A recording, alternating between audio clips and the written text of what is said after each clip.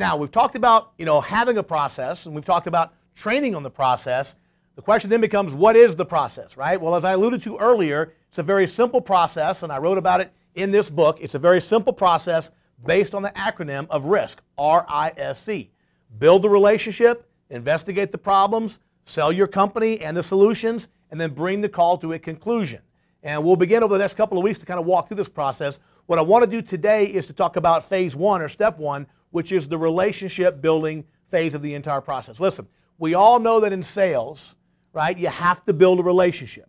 Sales is all about building the relationship, about building trust. This process cannot be, or this part of the process cannot be undervalued. In fact, I was just on a call a few weeks ago with one of the comfort consultants that works with a client of mine, and I was training a young man, and we were going on his very first lead. And because it was his first lead, I was actually running the call for him. He had been trained in the process, he knew the process, done a ton of role play with me on the process, but in his first call, I'm going to run the lead for him, right? Because he's going to be shell-shocked the first time he walks into a house. So we go in the house, and I'm running the call for him. He's just watching, and we start talking to the homeowner, right? Because building a relationship is just building rapport. You can use the old Zig Ziglar method, F-O-R-M, form, family, occupation, recreation, material possessions. So I walk in the door, I notice pictures of kids and grandkids everywhere, nice lady about 65 years old, and I start asking about her family, right? F-O-R-M, family first. And she says, yeah, I just got back from the East Coast. I saw my daughter and her kids and blah, blah, blah.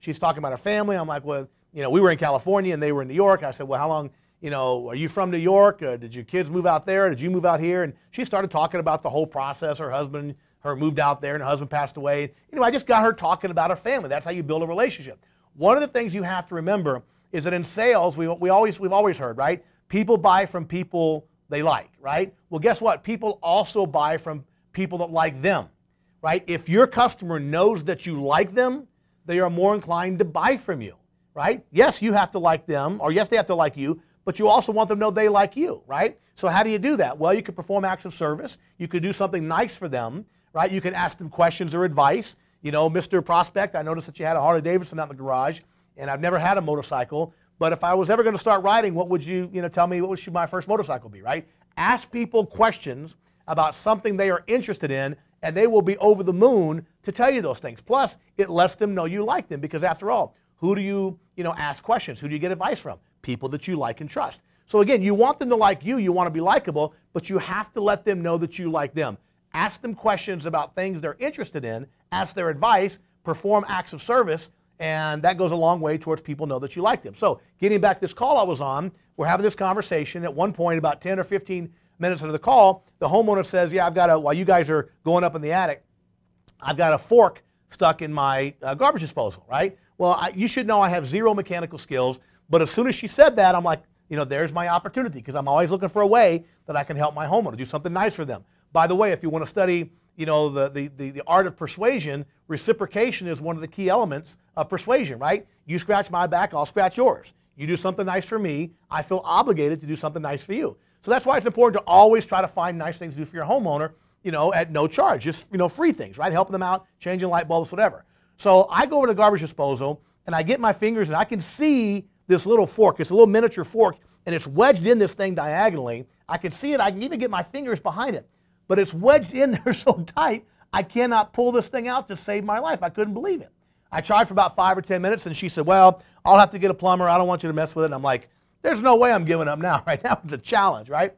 So understanding that I have zero mechanical skills, I would not even do this at my own home, because I would hire somebody to come in and do it for me, but I knew it was my chance to earn her trust, to earn her business, to let her know that I liked her. So I got up under the sink, I cleared all the stuff out from under the sink, I take this whole thing apart, right, piece by piece, I finally get in, I get the fork out, right, I put the thing back together. It takes me over an hour, right, to do this entire process. But I knew by the time I was done with that the deal was already going to be sold. I knew it, because I had been selling her and talking about the company the whole time, that this is the service we're all about, these types of things, and making sure your systems work perfectly.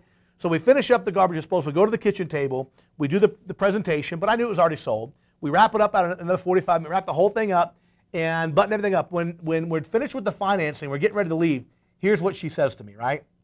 She says, you guys are the first ones out. My plan tonight was just to get some information from you and then call some other companies and kind of see, what they had to offer. But after you fixed my garbage disposal, I'm like, I have to buy from this guy. And I'm like, exactly, right? So my point is that you communicate to people you like them and you care about them by performing acts of service, right? Going above and beyond. This was a textbook example of how you build a relationship and how important it is to your overall sales success. So focus on building a relationship. Ask questions, right? Ask their advice. Do things for them. These are all ways that you can communicate to your homeowner that you like them and that you're trustworthy. You're a likable person. You're a likable person. You like them. You set the groundwork for the rest of the presentation. So building a relationship is critical. And it's not just in the first 10 or 15 minutes. Of course, the relationship thread runs throughout the entire fabric of the sales call. But what I'm saying, you have to deliberately and specifically at the beginning of your process commit yourself to building a relationship, right? To doing things for your homeowner, asking questions, showing genuine interest. All those things will help you build the foundation of a successful sales call, and that is building a relationship.